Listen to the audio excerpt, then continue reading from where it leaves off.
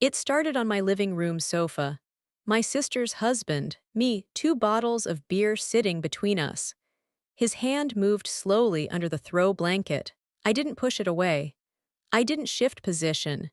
His palm came to rest on my leg, fingers drawing lines along the fabric of my pants like he wasn't really thinking, just following instinct. I should have stopped him, should have said his name or mentioned her name. But no words came out. The television continued playing some old show. Neither of us was really watching it. The air smelled like heated popcorn and what remained of my cologne from earlier. My heart was beating fast, not from fear, but from something I can't confess without seeming like I wanted this to happen. His hand remained there for what felt like forever before it began moving upward. That's when I leaned closer to him, resting my forehead against his shoulder like somehow not looking would make me less responsible. He pressed his lips to the top of my head. I allowed it. It didn't seem like we were crossing some forbidden line. It felt like finally giving in to something I'd already welcomed into my life the moment I answered that very first phone call. He's married to my sister. That's the detail I can never speak aloud to another soul. I'm 37 years old. I live by myself. No marriage, no children, just a small apartment and a schedule packed with helping others and weekend video calls with my sister, who relocated to Lisbon. She moved to Europe for her career 8 months back, claimed it would be short-term, promised she'd return before the holidays. The holidays passed without her return. I became the one checking on her husband, bringing him meals when he fell ill, assisting with the broken kitchen sink, looking after their pet when he had business trips. Everything seemed harmless until suddenly it wasn't. The first time he phoned just to chat, he mentioned the postal delivery. The second call happened because he'd had a bad dream and couldn't fall back asleep. By the fifth conversation, we were talking for hours without realizing it, laughing more than we should, listening to each other's breathing during the quiet moments. That evening on my sofa wasn't unexpected. We'd already moved halfway across that line weeks earlier. We simply hadn't made physical contact yet. What would you do if the person you're meant to protect, your own flesh and blood, left behind the one man who made you feel truly noticed for the first time in years, and you kept answering his calls over and over until your quiet responses began sounding like agreement? I can still picture exactly what I had on. A nightshirt with stains on the neckline, soft old fabric, nothing underneath. I hadn't planned on him visiting. He mentioned he was nearby, wanted to return my food containers. I told him, of course. He ended up staying for 2 hours. We didn't really kiss that evening. Not exactly. But after he departed, my hand still carried the scent of his skin. I walked to the restroom and gazed at the steamy mirror, cleared it with my palm, stared at my reflection far too long, and murmured, she wouldn't even know the right questions to ask if I actually did this. Sleep wouldn't come. I just lay in bed with the covers pulled up to my neck, my hand tucked beneath my pillow like it was still holding onto something forbidden. And I despised how little I actually despised it. You know that feeling when you convince yourself it doesn't really matter because technically nothing happened. Yeah, that self-deception keeps you comfortable for maybe 2 days. Then it begins to decay and you can't figure out where to hide it. You don't always plan to hurt someone you love. Sometimes you just forget how to refuse. And the most painful part is understanding that if the truth ever surfaced, your silence would still appear like a deliberate decision. If you've ever been haunted by something you allowed to occur, you're not alone in this. Hit that like button and subscribe, because some secrets are less heavy when someone else shares them first. I heard nothing from him for 7 days after that night. No messages, No phone calls. Just emptiness like we'd both hidden it beneath the same carpet and acted like it wasn't moving under our steps every time we passed by. I returned to my normal pattern: work, exercise, dinner alone, the random call from my mother. But everything had a different taste now. The breakfast I prepared each morning, my toothpaste, even my bedsheets felt strange, like they still held warmth I hadn't requested. Every room seemed like it was waiting for something to happen. Then the package showed up. A delivery from my sister, sent from Lisbon. Inside were items I once treasured. A winter scarf I'd forgotten at her place last year. A candle with the fragrance of sandalwood and ocean breeze. A message scribbled in her hurried, messy writing. Figured you'd like having these nearby. Missing you terribly. I examined it for an entire hour. I couldn't make myself light that candle. He made contact the following day. I allowed it to ring twice before picking up. Hello. Hey, just that simple exchange, like a test to see if we'd fall apart. He wondered if I wanted to get together. Not at my apartment. Not his house. Somewhere neutral. We chose a cafe by the water, public and safe. But when I arrived, he was already waiting in his vehicle across the road. I couldn't bring myself to go inside, he explained when I got into the passenger seat. Didn't want anyone to notice us together. I hated that I completely understood. I hated that I went along with it. We barely spoke. He asked about my recent days. I inquired about his job. Everything stayed on the surface until I asked, "Is she aware?" He finally looked directly at me for the first time in several minutes. "No, she still has faith in me." The heaviness of those words made my throat tighten. I turned toward the window, not because there was anything to see, just to keep from breaking down.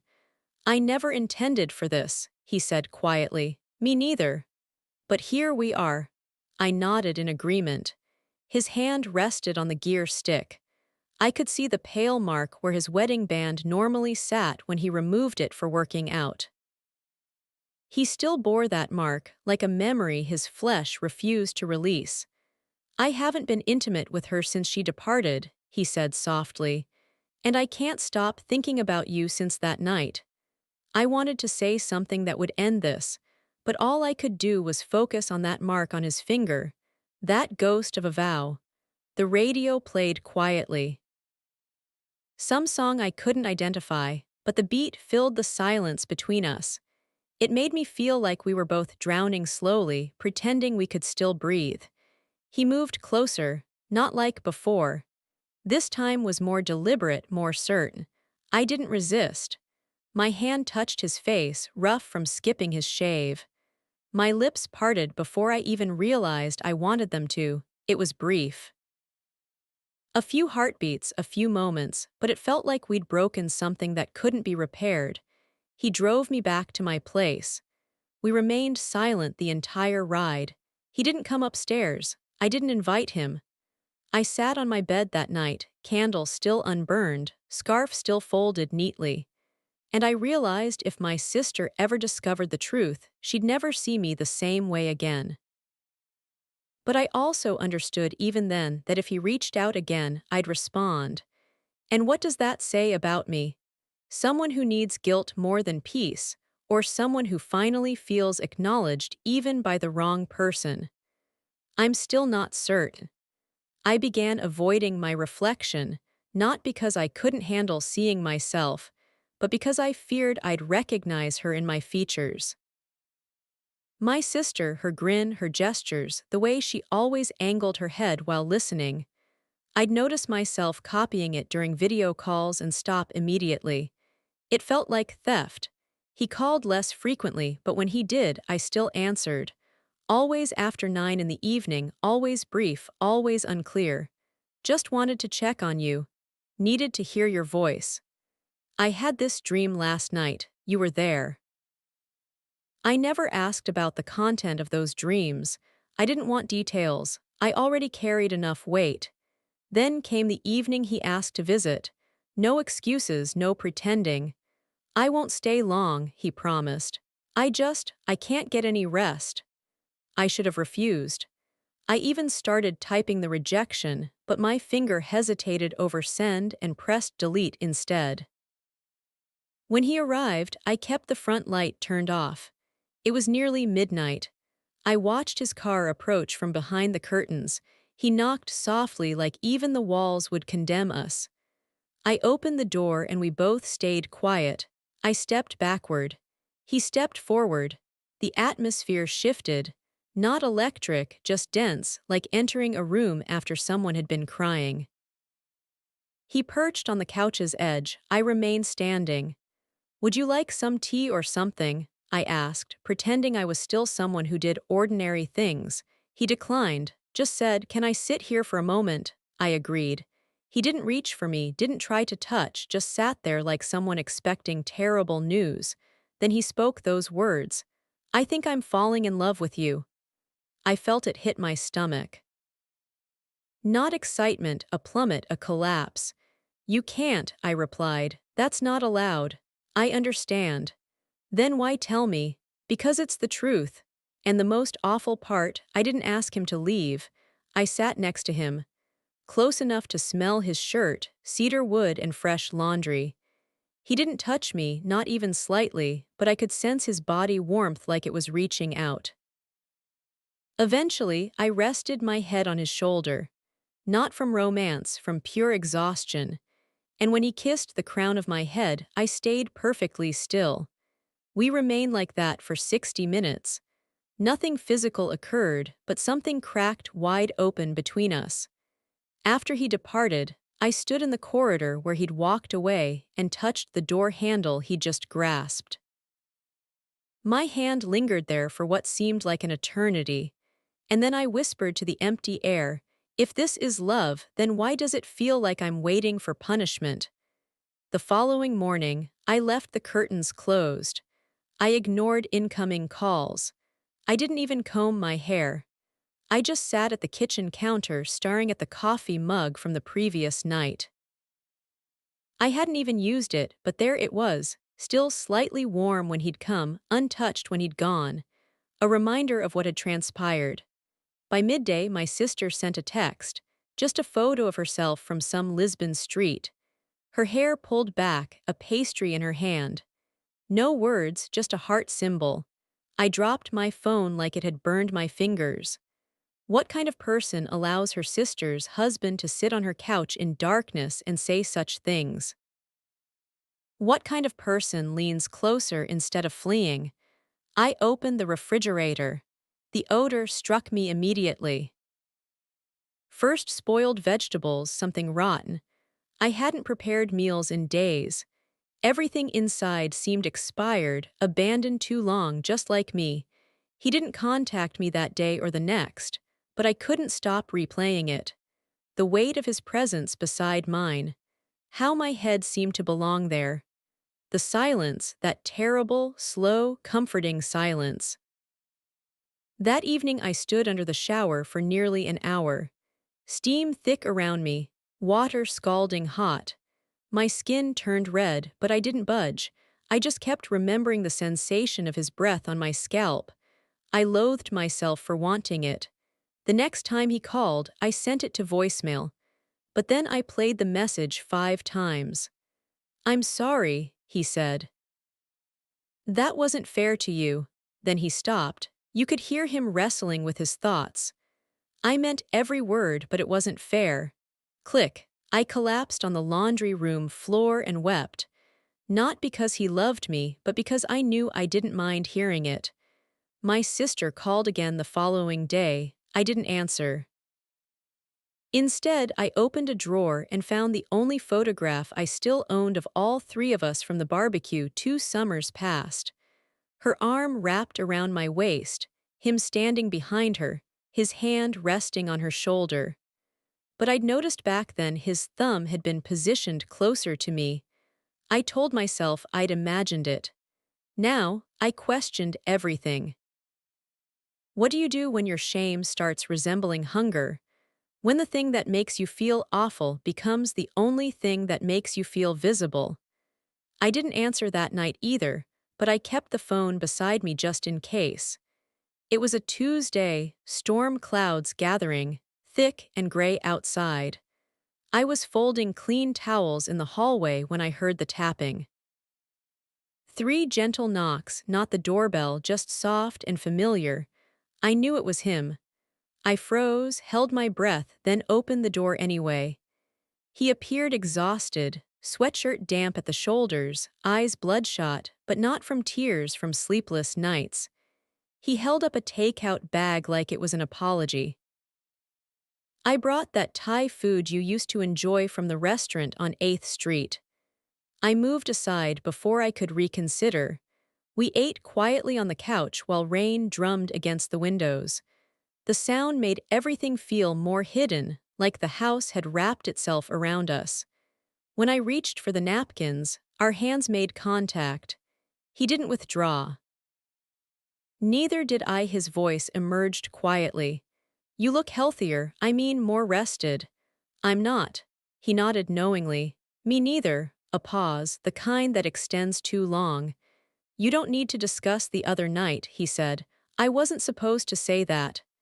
"I don't regret it," I interrupted. "I hadn't planned to. It just escaped." He stared at me like he'd been hopping for exactly those words. The silence grew heavy again. Not uncomfortable, just loaded with meaning. Then he reached for my hand. Not my waist, not my leg, just my hand. But when his thumb traced slow circles across my palm, I felt it deep in my chest. I leaned forward first. I'm not sure who initiated the kiss. I just remember my back pressing against the couch cushions. The scent of rain on his clothing, the way the outside world went completely quiet. His hands weren't hurried this time. They knew exactly where to touch, where I'd surrender. When it ended, we sat side by side, not touching, just breathing heavily. "I shouldn't stay," he said. I nodded in agreement, but I didn't ask him to go. Instead, I turned toward him, my voice barely audible. "If I ask you something, will you promise complete honesty?" He stared straight ahead. "All right." "Did you ever look at me this way before she left?" His breathing caught. Then, I tried not to. I didn't know how to process that admission. I still don't. All I could think was, if this was so wrong, why did it feel like the first time I'd been touched with genuine care in years? He appeared again the following Thursday. Same time, same gentle knock, but this time I didn't open the door immediately. I stood behind it, gripping the handle, listening to the quiet between us. His presence felt like a heartbeat on the other side. I hated how my body recognized him before my mind could decide anything. When I finally opened it, he remained silent. Just looked at me like he already knew I hadn't slept since our last encounter. "I can't stay long," he said. I stepped aside anyway. This time, we didn't move to the couch. We stayed near the entrance. The storm hadn't arrived yet, but the air felt tense, like something was about to break. "I think she's becoming suspicious," he said barely above a whisper. I didn't ask for details. I didn't want specifics. He rubbed the back of his neck nervously. "She mentioned that my voice changes when I talk about you." I laughed, but there was no humor in it. "Do you think she's wrong?" He didn't respond. The hallway light flickered once, but it reminded me of that first night when he accidentally said her name, and I winced like it had physically hurt. He stepped closer. "If we stop now, maybe we can still fix this." I said nothing. He reached out, touched my cheek, gentle, worshipful, like I was something he wasn't sure he deserved to want. I whispered, "Then stop." But neither of us moved. We kissed again in the dark entryway, half inside the house, half out. Shoes still on, door still slightly open behind us. It was brief, intense, fearful, like we both knew it was the final time. Afterward, he pressed his forehead against mine. "I need to be a better man than this," he said. "I need to be someone who doesn't allow this to happen again." I agreed, but we were both lying. He left without touching me again, just a nod. And then the door clicked shut. I stood there in the hallway until my legs ached. I didn't cry. Later that night, while folding the same towel he'd once helped me with, I noticed something. A thread had worked loose. I don't know why it seemed important, but I kept picking at it, pulling until the edge unraveled further. I haven't spoken to her since she called that morning, asking if I'd seen him lately. I said no. She didn't sound convinced. Now I keep the door locked, not for security, but to stop myself. I still fold that towel every week. Still smell the faint lemon detergent on it. Still hear that knock when the house gets too quiet. And every time I pass that hallway mirror, I wonder if I looked at myself the way she would. Would I be able to look for more than a second?